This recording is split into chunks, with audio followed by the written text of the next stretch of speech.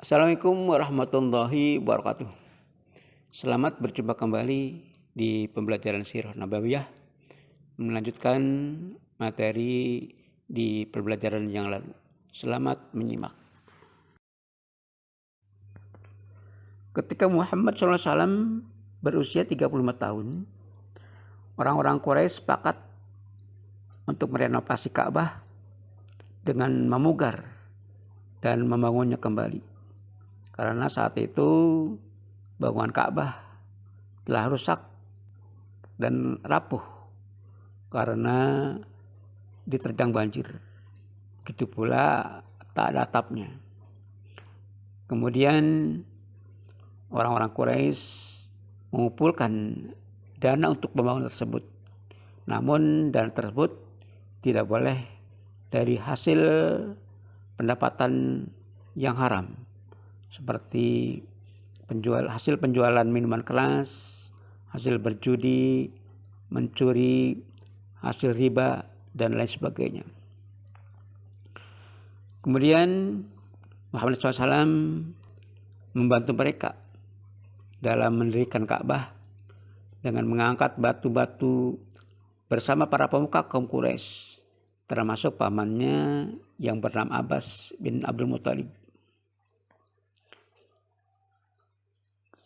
Kemudian ketika pembangunan itu hampir selesai, kaum Quraisy terjadi perselisihan tentang siapa orang yang berhak meletakkan Hajar Aswad pada posisi semula di bagian bangunan Ka'bah itu. Hampir-hampir mereka terjadi peperangan dan perpecahan.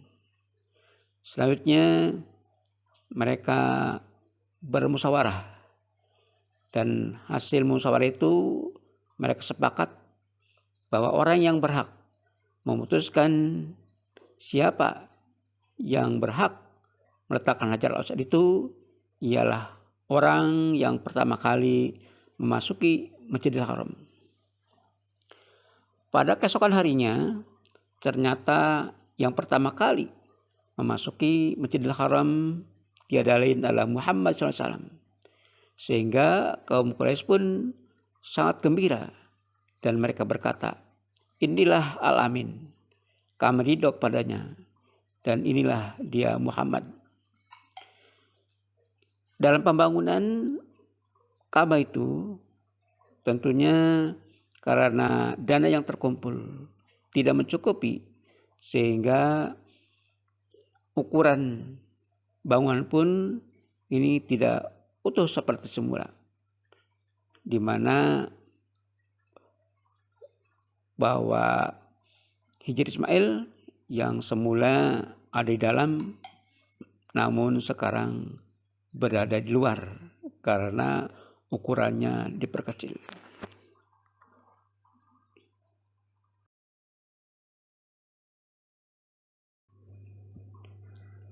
Ketika mengetahui yang pertama kali masuk ke dalam Masjidil Haram itu ialah Muhammad SAW, maka mereka bersama-sama mendatangi Muhammad SAW dan meminta untuk memutuskan siapa di antara yang berhak untuk meletakkan Hajar Aswad pada posisi Ka'bah.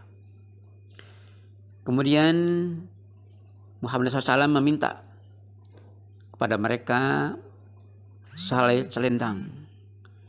Kemudian beliau bentangkan. Setelah itu beliau meletakkan Hajar Aswad di atas kain itu dan meminta kepada setiap ketua kaum atau pemuka kabilah yang bertekad itu untuk memegang sudut kain dan mengangkatnya bersama-sama hingga ke tempat posisi yang tepat pada bangunan Ka'bah. Sampainya Hajar Aswad itu di posisi bangunan Ka'bah, maka Muhammad sendirilah yang meletakkan Hajar Aswad pada posisi bangunan Ka'bah itu. Dengan kebijakan dan kecerdasan pikiran Muhammad SAW. Maka kaum Quraisy sangat bangga dan gembira, sehingga permasalahan itu dapat dipecahkan sehingga tidak terjadi perselisihan dan pertikaian di kalangan kaum Quraisy.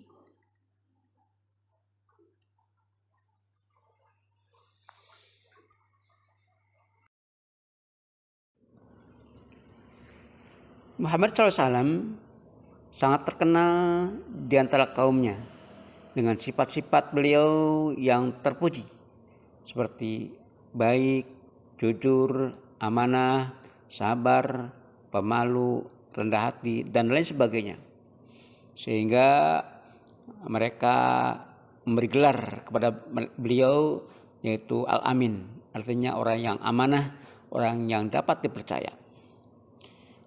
Begitu juga kaum dan keluarga Muhammad SAW sangat mencintai dan menghormati beliau.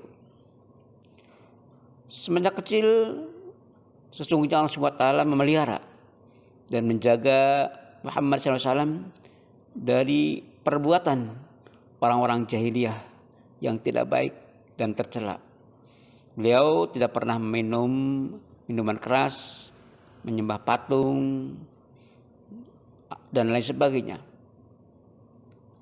Begitupun sebelum menjadi nabi, Allah senantiasa memuliakan Muhammad SAW dengan beberapa mukjizat yang menunjukkan kebesaran beliau, seperti adanya naungan awan ketika beliau melakukan perjalanan perniagaan atau berdagang ke negeri Syam.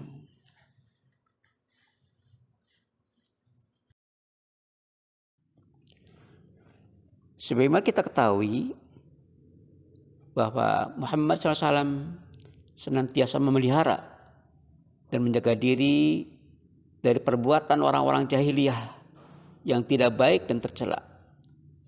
Beliau tidak suka meminum minuman keras, menyembah berhala atau patung, berjudi, dan lain sebagainya. Maka ketika usia beliau menjelang 40 tahun, beliau senang sekali menjauhkan diri dari pergaulan dengan orang-orang dan masyarakat jahiliyah, serta melakukan peribadatan di tempat yang sepi, sunyi, dan jauh dari keramaian. Muhammad SAW memilih tempat ibadat yaitu di Gua Hiro, yaitu sebuah lorong kecil yang terletak di Bukit Nur atau Jabal Nur di sekitaran kota Mekah. Beliau berangkat ke Gua Hiro itu senantiasa membawa bekal, dan apabila telah habis, beliau kembali lagi ke rumah Khadijah, yaitu istrinya, dan mengambil bekal. Dan hal itu beliau lakukan selama 10 hari hingga sebulan lamanya. Dan peribadatan yang beliau lakukan yaitu peribadatan yang sesuai atau menurut agama kakek beliau, yaitu Nabi Ibrahim alaihissalam.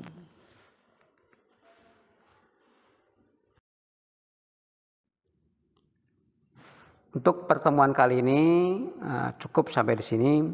Insya Allah di lain waktu kita lanjutkan, dan mudah-mudahan kita berikan kekuatan, kesehatan, dan panjang usia sehingga kita bertemu kembali di pembahasan berikutnya.